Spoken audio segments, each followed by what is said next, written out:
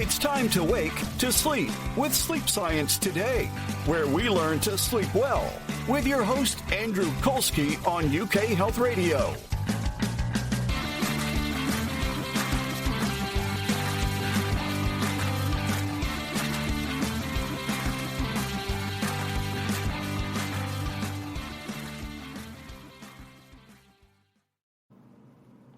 Welcome to another episode of Sleep Science Today, where we talk about sleep and the science behind sleep.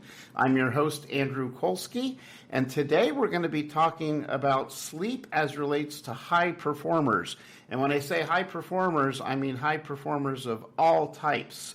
Our guest today is a high performer himself, Dan Ford, coming all the way from New Zealand, and he is a sleep psychologist. So Dan, welcome to the show, and please tell us a little bit more about yourself and your background. Thanks for having me, Andrew. I don't know so much about the high performer myself, but I like to keep myself busy. So in terms of my background, so I work as a sleep psychologist and I run my own clinic out in New Zealand called the Better Sleep Clinic. However, prior to this, I actually spent around 10 years in the military, where I was in uniform with the Army, but across that time I had postings to Army, Navy, Air and Special Operations. So tried to see a little bit of each bit of the world, and then after that, after I left the military, I spent some time with High Performance Sport New Zealand, and I was with some Olympic teams, cycling, for example, and also some of our professional teams, such as in rugby, which is quite a big thing down here in New Zealand, and some other sports which might be a little bit more obscure in the States. And then I've also worked across just with individual athletes across different sports and that sort of thing. One of my little side things out of all that has been working with, I guess we call them consultants here in terms of their medical grade or life, but they're sort of the top of the food chain. They're coming to the end of all their training, and they're going to sit some big exams that are basically over here means you're either going to go forward with your career that you've invested all this time in, or you're gone and you're going to have to retrain into another medical specialty. So there's a lot of pressure in those moments, and so that happens to be the area where I still do a little bit of more performance-related work as opposed to sleep these days. So that's a little bit about me. Wow, Wonderful. A very accomplished career and a lot of varied things that you've done, from physical sports to mental, work. That's wonderful. I'm so glad to hear it, and I'm so glad to have you here today. Where to start? The one thing that comes to mind as my first question to you is, so you've had this incredible background of all these different things you've done, and here you are today with your own practice working with sleep. What got you to work with sleep as opposed to any of the other specialties you could have chosen?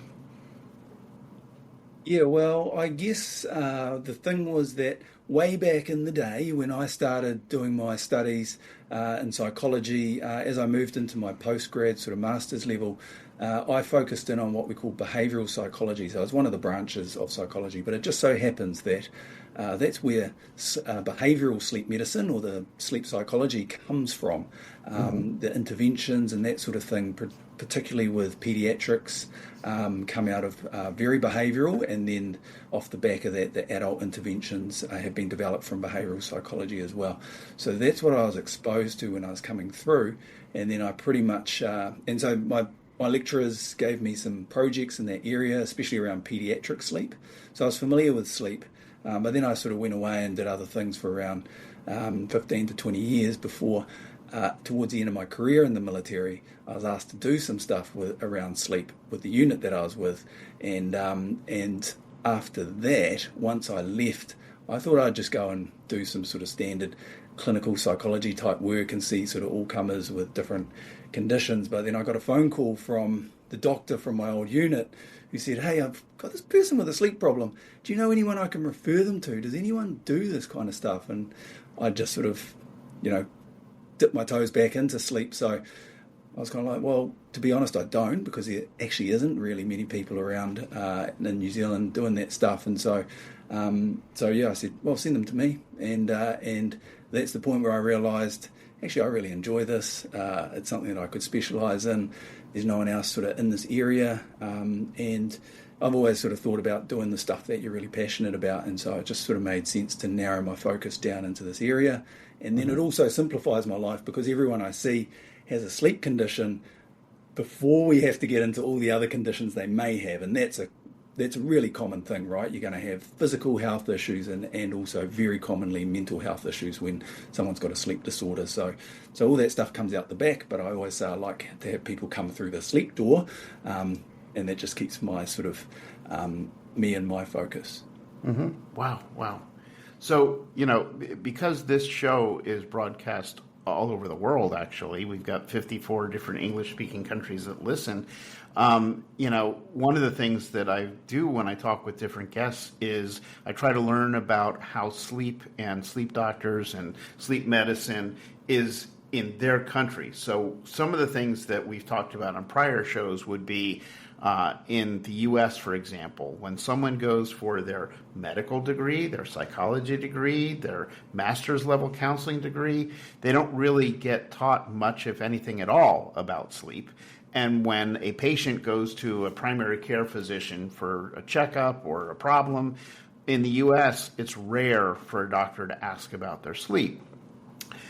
In speaking with people from Europe, I've been told by them that one of the things that doctors generally always ask about is sleep. So that seems to be a much more prevalent question in Europe, yet there's a very small number of practitioners who actually practice sleep. So you're from New Zealand. I've not had the opportunity to ask anybody, what is it like there? Are there a lot of practitioners? Are people aware of sleep? Is it still a new area? Fill us in.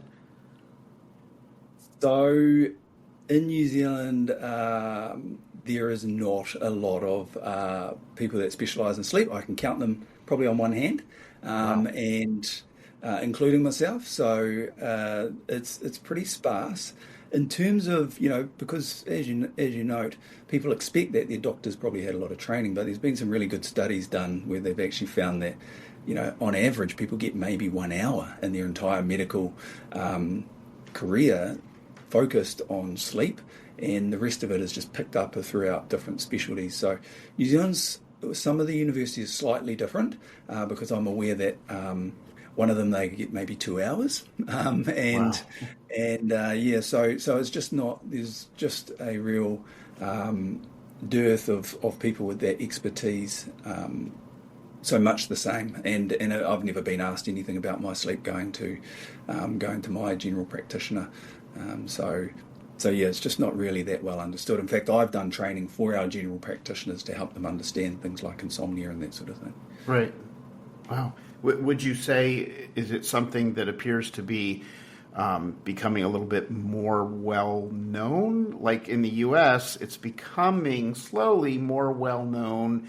Doctors are starting to kind of catch on. Is it the same for you, or is it still kind of in the background? It's hard for me to say, really. I think I always feel like we're running, part of our job is to educate the public, including the professionals as well. So, but I mean, I do get asked by professionals from other fields like physios and, chiropractors, and those sort of people often ask about, who can we refer to? So they're onto it because they know about their patients' conditions, but more often than not, I think when someone goes to their general practitioner, they complain about their sleep, they're put onto an antidepressant. It's just assumed that it's still that assumption that it's a sub condition or it's a symptom of another condition, as opposed to this is something we should pay attention to. Okay, yeah, and that is really kind of the genesis of sleep medicine, as you and I both study sleep medicine, and one of the things that I've read a lot is about the fact that exactly that people used to think that sleep was just a side effect of something, not an actual condition of its own, and now we're learning that there's so many actual sleep conditions that are the primary condition, not a side effect. And I guess that's a good thing, because now we can become aware of it and then try and treat it. So you come from sort of this high performance type of background where you work with a lot of people that are high performers. And, what is it about sleep, if you had to kind of summarize it? Does sleep matter that much for high performers? Is it different for high performers? Why sleep in high performers? At the end of the day, you're going to spend a third of your time on this earth in some sort of state of sleep, if you looked at it roughly, although it's probably a lot more given that children spend a lot more of their time in sleep. So it's going to be important straight up there. But then, when you think broadly about what happens while you're sleeping, your physical repair is going to happen during non-REM sleep, right, where you're going to spend about the first 2/3 of your night, and then we think that your emotional recovery is going to happen to a degree in the last third of the night when you're in REM sleep. And then, of course, throughout that time, you've got stage 2 non-REM sleep and to some degree during REM, where you're actually laying down, your brain is going through a process of categorizing memories from the day and deciding we're going to transfer this to long-term memory or we're going to cut this one here. And so, different types of sleep are going to consolidate your procedural memory. So, if you're working with operators and you're in uniform yourself and you're learning your drills for your weapons, well, that's going to be consolidated when you're sleeping. And then just like with athletes, their skills. And then, of course, when you're learning stuff in a more book context, which we call declarative memory, then that stuff is going to get laid down as well throughout the night. So fundamentally, you cannot divorce your sleep from your performance during the day, because it is basically, it is often where really the keys to your performance lie. Mm-hmm. So, here, at least in the U.S., you'll hear some, I'll say, novice athletes, people who are, pretty good, but they're not professional athletes. And there seems to be, in some of those cases, this machismo where if I can get away without having to sleep, that makes me stronger and better, and I'm better than the other guy. Is there a similar type of machismo when you get into the professionals, or are they much more aware of sleep and its impact? Again, it really depends on the context. I think with the sporting teams that I was with, they had some idea, like they'd been introduced to some concepts, very basically. But when I was in the military, we were a bit behind the US, certainly, because there's some pretty big sort of programs around sleep and sleep leadership. But in the military, we're definitely more likely to come across the kind of, we don't need to do that, or it's important to sleep deprive people as part of training or things like that. And there's probably, there's some good aspects of doing some things around sleep. But again, your performance itself is not going to, is probably going to suffer over time if you don't pay attention to your sleep. Yeah, no, absolutely. And I just, I don't know. It hurts me when I hear people talking about how they feel that they can kind of push through and sleep deprive themselves, and somehow that makes them bigger, better, stronger, when in reality it's actually making them weaker and worse. But, this is what it is. So I wanna move into an area and start talking about some of the common sleep challenges that athletes deal with. But before we do that, I'm going to take a quick break for a commercial, and then we will be right back on Sleep Science Today. Have you ever wondered why you can't sleep well? Well, there could be lots of different reasons. In order to figure it out, I wrote the book, Why Can't I Sleep Well? It includes 150 common sleep questions that are asked and answered, and I provide all of the supporting science and evidence to address each of the questions. I encourage you to get a copy of Why Can't I Sleep Well by Andrew Colsky. It's available at www.sleepsciencetoday.com.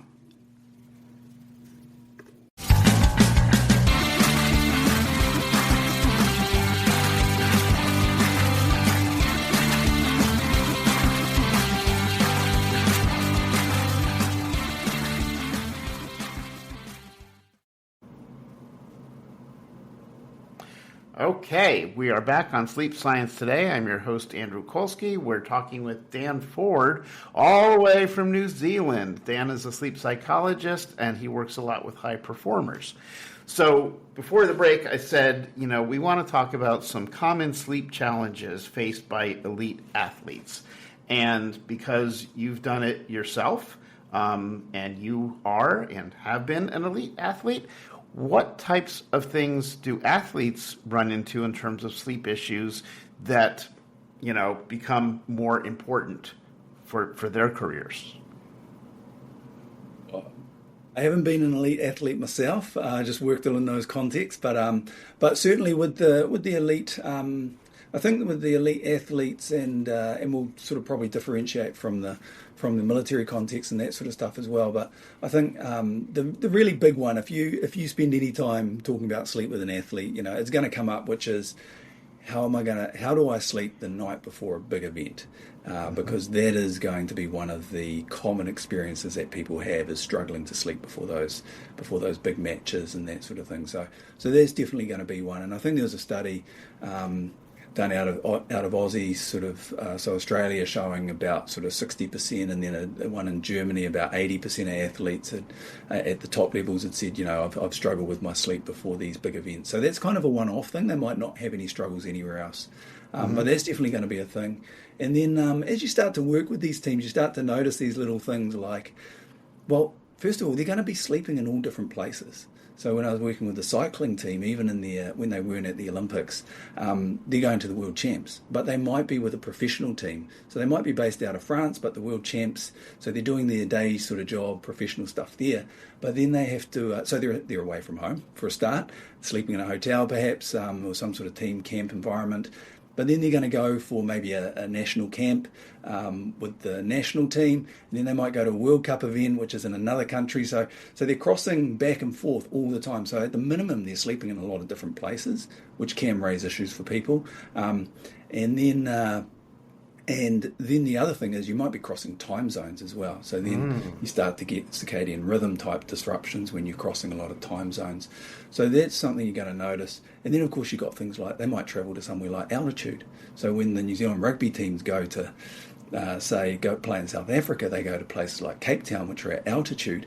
And you can get, altitude can have effects on breathing while you're sleeping and that sort of thing. And then, of course, you've got injuries, concussions. How do you get through those? And then actually, quite interestingly, all the different sports will have different kinds of risk profiles for things like sleep disorders. So if you think about a sport like NFL, or our sort of thing is rugby, your props are similar to your offensive tackles. Is that the big dudes, yeah? So they might be at risk for, just naturally at risk for obstructive sleep apnea, even if they're just a big, well-built dude and quite healthy, right? I think Shaq O'Neal was a guy who actually has obstructive sleep apnea, probably just because he's a big guy.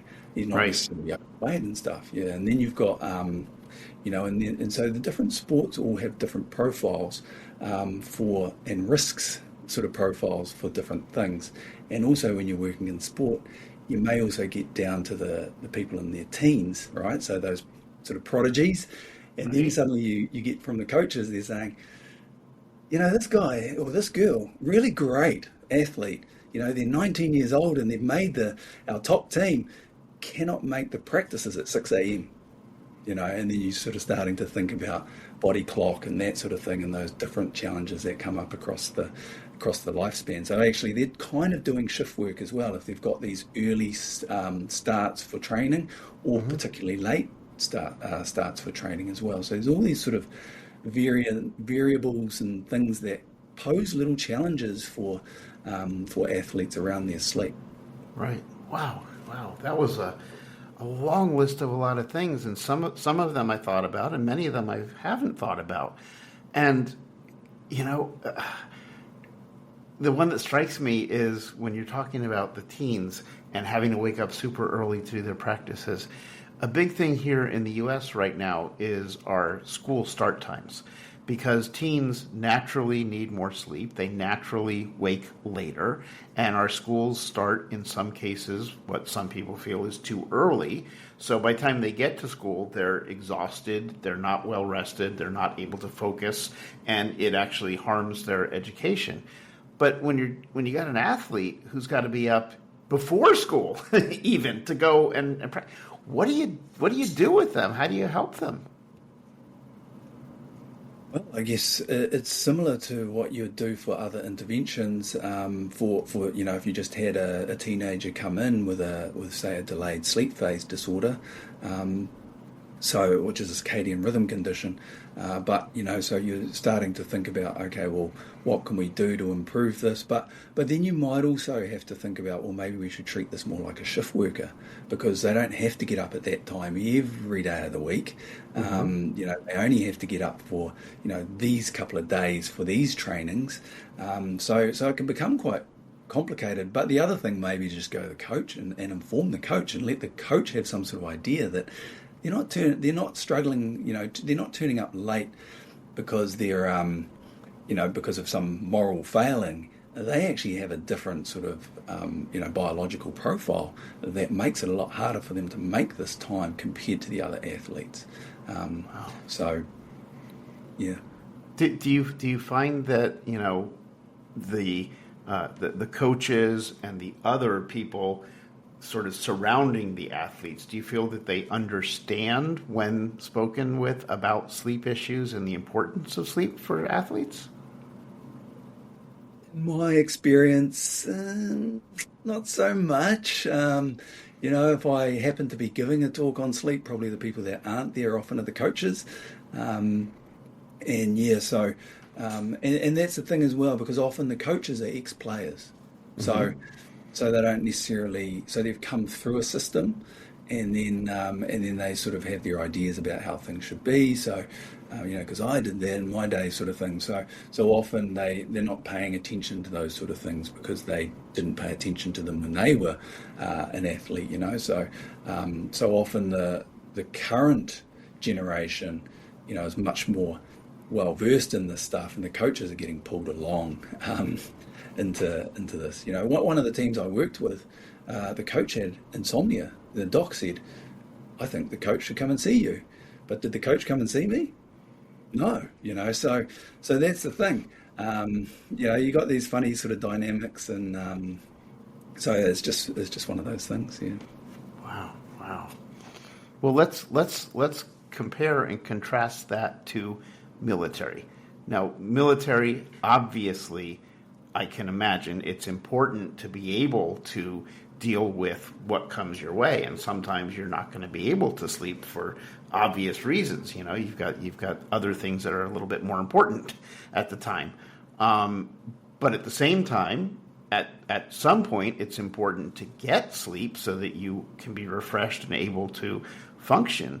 So, are there similarities and differences between what you might see from sports, figures, and then military?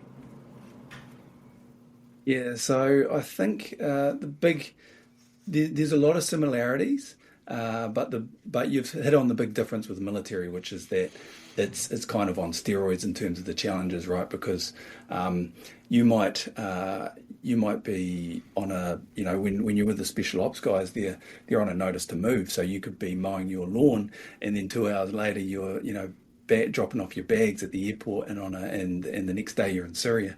So it's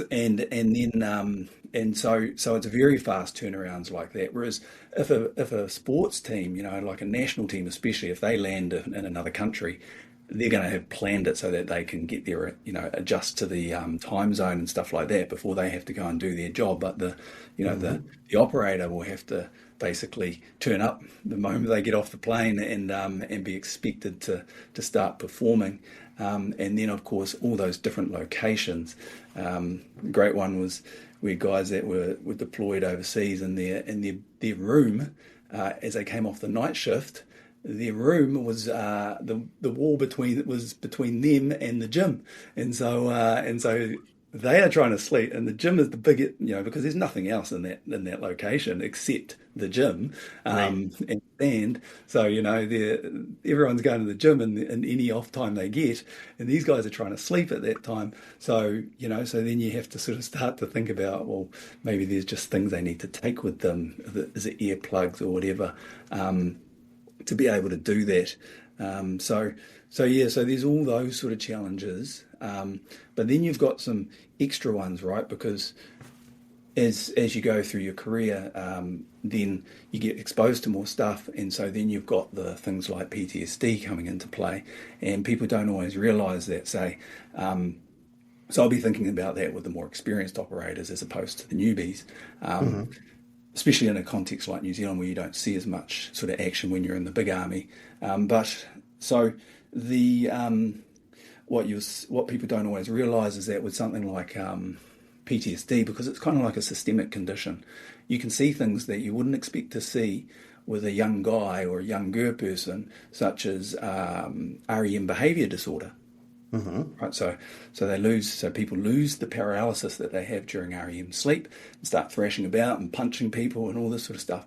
You can have that. Typically, you only see that with old men and women. That's the sort of group that we typically think about it, so over the age of 60.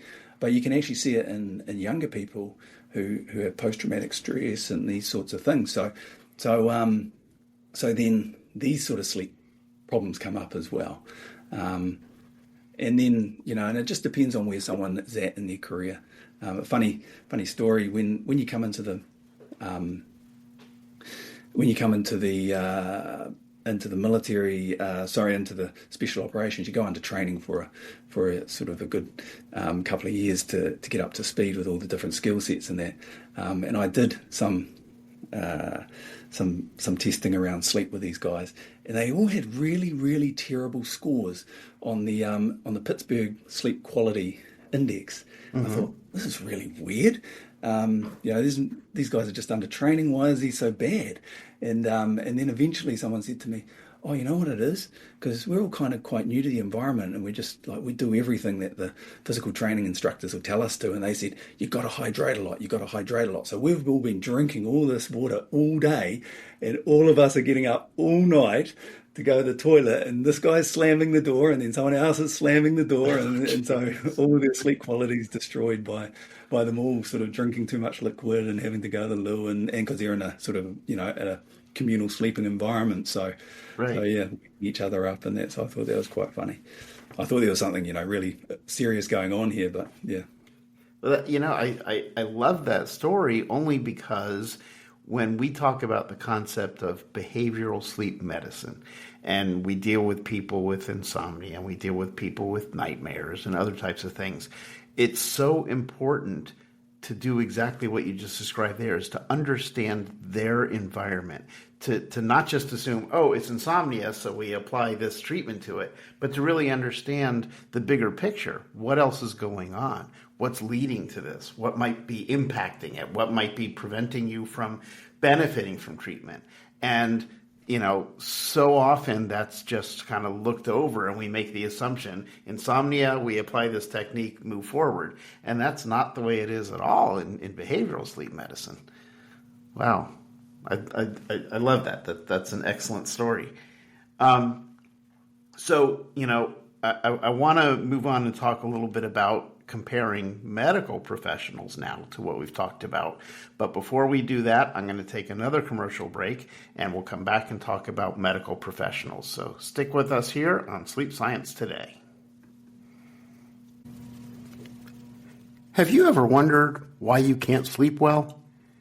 Well, there could be lots of different reasons. In order to figure it out, I wrote the book, Why Can't I Sleep Well?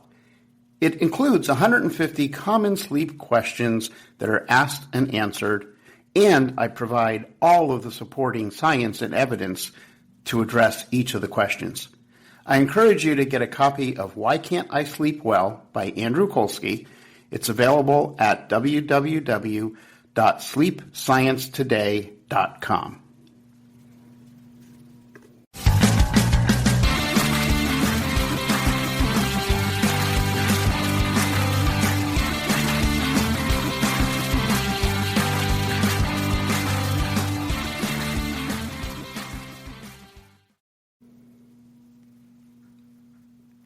Okay, we're back. I'm your host, Andrew Colsky, on Sleep Science Today. We're talking with Dan Ford, a sleep psychologist in New Zealand.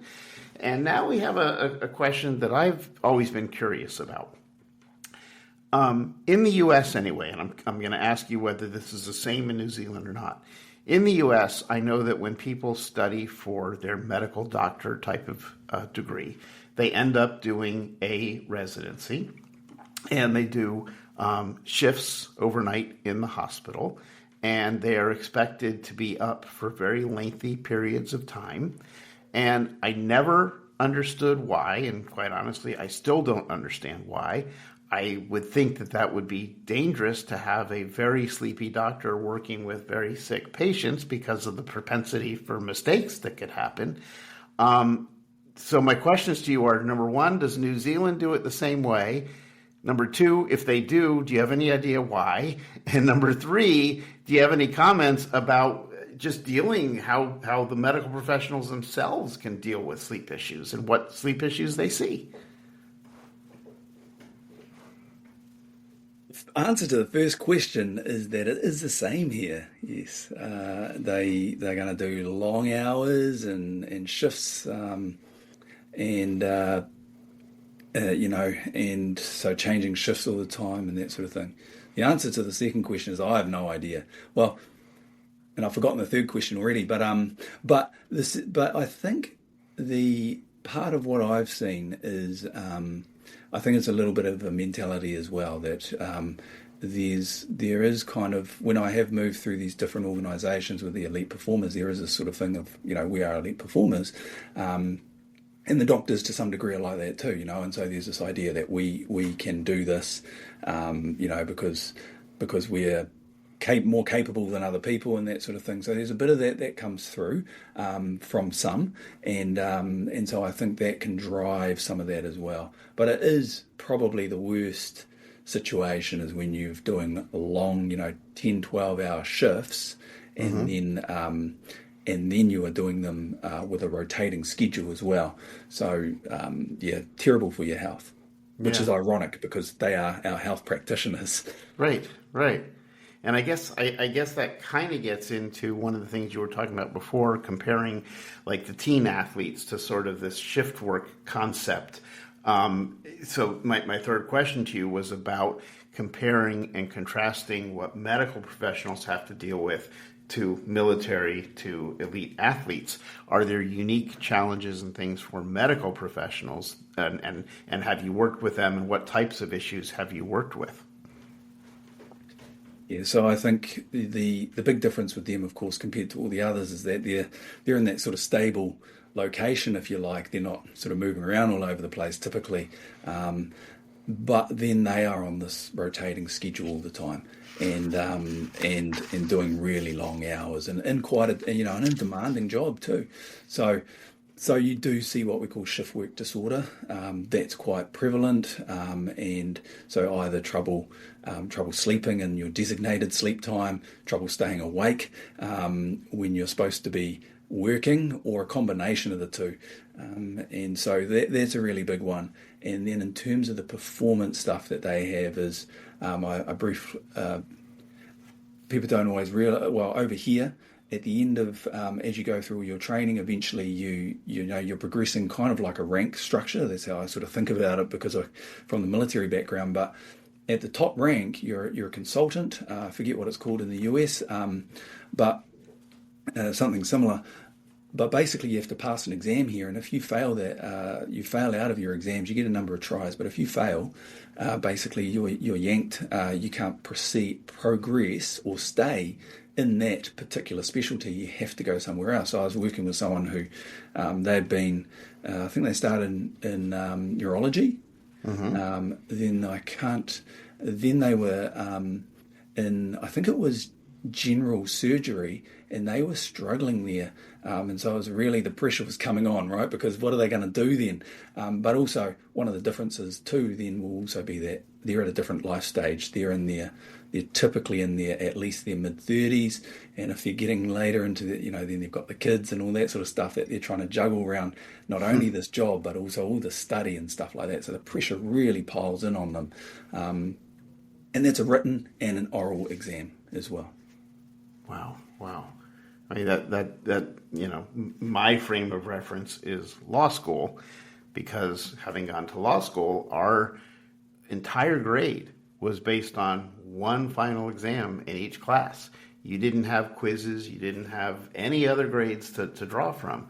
So when it came to the end of the semester and you've got 4 or 5 classes, you're cramming because you have to relearn the entire semester's worth of material in detail for all of these classes. And to be able to pass, you got to do well on that exam. And they're not easy exams. And the professors, just out of pure fun for them, they make them complicated on purpose, and they try to throw you a little bit. So you really have to be focused.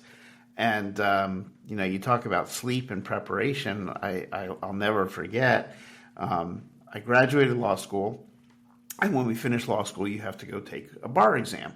And a bar exam is incredible. Oh my God, months and months of studying. And you get 2 days where you're sitting in an auditorium taking this exam.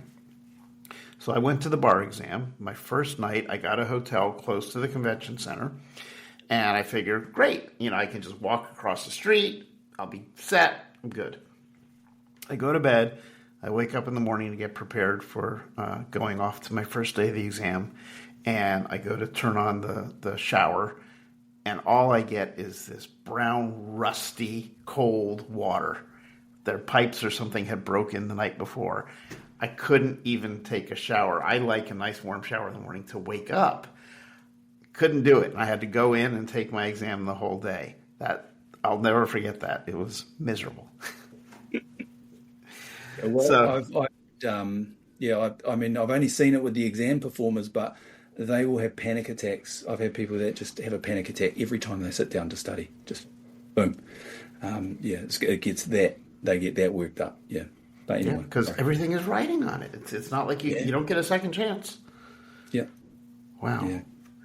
So let's talk a little bit about when people have an opportunity to prepare. So like you mentioned, you have athletes who know that they're going to be going and they're going to be playing a game where they're in a different time zone and maybe even in a different elevation. What types of things can they do, if anything, to help prepare for that?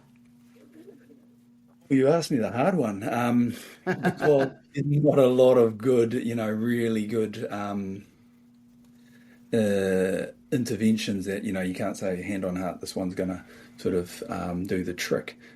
We do make a differentiation between the circadian, so the body clock disruption of the travel, versus just the fatigue from travel as well. Because if you just get on a plane and you sit, because of the pressurized environment and stuff like that, you get dehydrated and all that. So there's that bit to sort of iron out.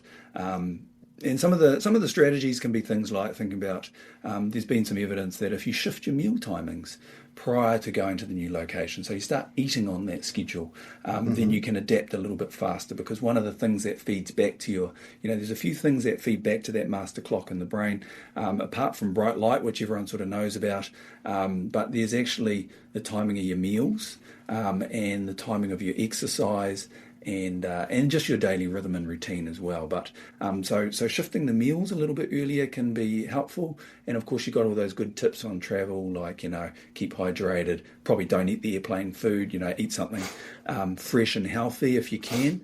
And then when you get to the new environment, you want to be thinking about where you're putting your trainings and time of day and that sort of thing, and making sure people get exposure very quickly to the light dark cycle in the new location, that sort of thing. But just being careful in those first few days too, because you don't want to go out and have someone injure themselves unnecessarily because they're fatigued or a bit out from the travel. So yeah, when you have the time, and giving the athletes a little kit or something to take away with them for the plane and all that sort of thing. So just some little things like that. And there's also a few. There's a few apps that try and do a little bit around the timing of things as well. I forget what their names are now off the top of my head, but yeah, so there's a few little things here for preparing for those sort of things. So in your personal experience, in talking with people in the different sporting careers, do the coaches or the team owners or whoever is the decision maker, do they even think about that now in terms of, okay, we're going to a different time zone, we're going to be, having to be refreshed to be able to prep for the game? Do they plan out to get there a couple days in advance to adjust? Do they think about trying to adjust, like you said here, beforehand? Or is that really up to the individual athlete? I think some of the professionals think about it. So occasionally I've been, just the other day I was contacted by someone saying, hey, a psychologist working with a team saying, hey, I'd like to get you down to go over some of the stuff with us and talk to the team. But that does also signal that often it's not really that thought about by the coaches, or they're not aware that there's things you can do to try to optimize that a bit more. So it might fall onto the doctor perhaps, or someone else in the team if they don't have a psychologist. So yeah, my perception is it's not really well understood. Wow. You would think that, it's so important to understand that, because if you're, your whole goal is trying to win the game. Well, how are you going to win the game if your athletes are not at their peak? Can't be at your peak if you're falling asleep. Well, I mean, they've done those studies, right? And they've looked at the basketball teams crisscrossing the states, and what are their win-loss records when they're travelling? And often, there's a disadvantage for the travelling team, mainly because of the time zone, going through different time zones and that. So yeah, so you could, it is an area where teams could definitely improve their performance and return on investment. Right.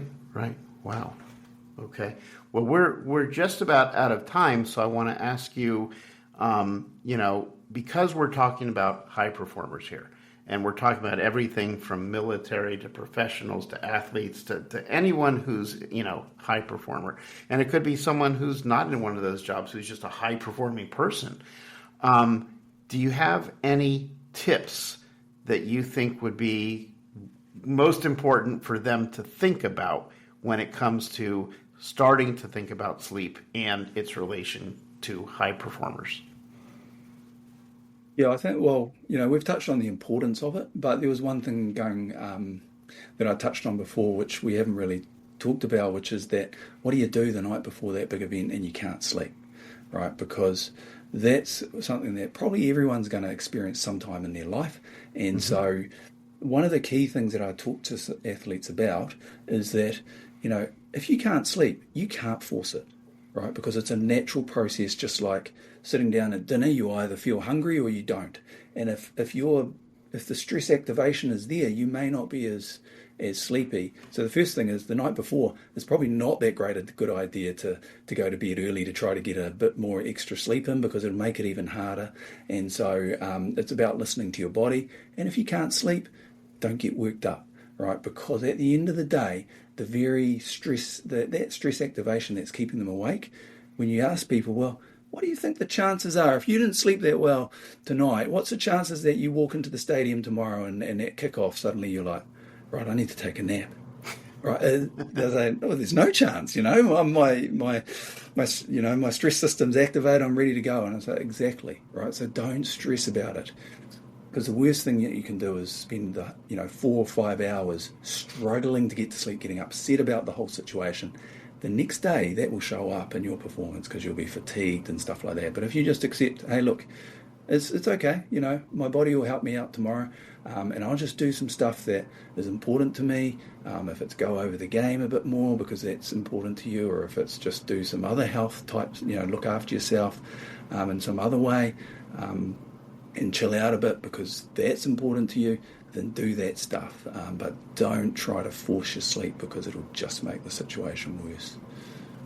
Sounds like a very important piece of advice. And, You're absolutely, right about what you're saying. I think that's a great tip. So thank you for sharing that with us. And I want to thank you for taking time out of your day to join us on the show and explain your experiences and all the wonderful information that you've had to share. So this is Sleep Science Today. I'm your host, Andrew Colsky. We've been talking with Dan Ford, a sleep psychologist. I do want to remind our listeners to please visit sleepsciencetoday.com, sign up for our mailing list so that we can get you updates on important information. If you're watching this on YouTube, go ahead and subscribe to us because we want to share this message with people as broadly as we can. So, Dan, thank you for joining us. Thank you, Andrew.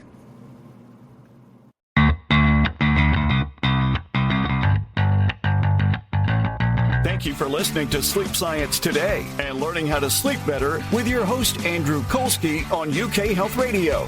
For more information on how you can achieve better sleep, go to sleepsciencetoday.com. Remember, sleep science today and sleep better tonight.